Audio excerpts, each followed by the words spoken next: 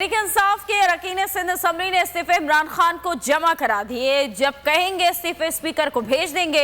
हलीम आदिल शेख ने जमान पार्क के बाहर मीडिया से गुफ्तगू करते हुए कहा कि कराची के बल्दियाती इलेक्शन को बिल्कुल नहीं मानते। कराची में जियाला गर्दी की गई, पुलिस और कमिश्नर ने ठप्पे लगाए। इमरान खान 2/3 अक्सरियत से हुकूमत में आएंगे तो दोबारा बल्दियाती इंतखाबात होंगे। इस्तीफे जमान पार्क में खान साहब के पास हम लेके जा चुके हैं। जिस दिन वह हुक्म देंगे इंशाल्लाह हम जमा करा देंगे।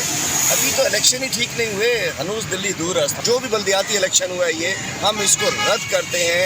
इलेक्शन कमीशन को फारिग होना चाहिए, हम अदालतों में जा रहे हैं, पूरे नल एंड वाइड होने चाहिए इलेक्शन। पीपल्स पार्टी ने बदमाशी लगाई हुई है।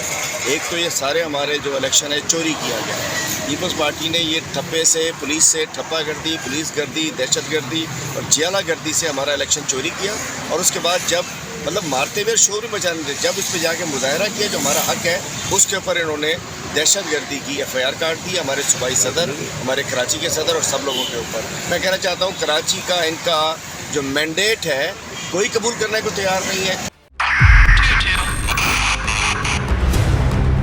2022 बहुत बड़े तोहफे भी देके गया पाकिस्तान की आवाम को। पाकिस्तान की आवाम को एक तोहफा ये दिया कि आवाम को पता चल गया कि पाकिस्तान का मीडिया क्या है। साल 2022 में सबसे ज्यादा देखे जाने वाला चैनल बोल न्यूज रहा नंबर 1। हमने बहुत सारे शोज और ट्रांसमिशंस की, पूरा साल मुसलसल जदोजहद में निकल गया कि ये वोट ऑफ कॉन्फिडेंस के पीछे कौन लोग थे।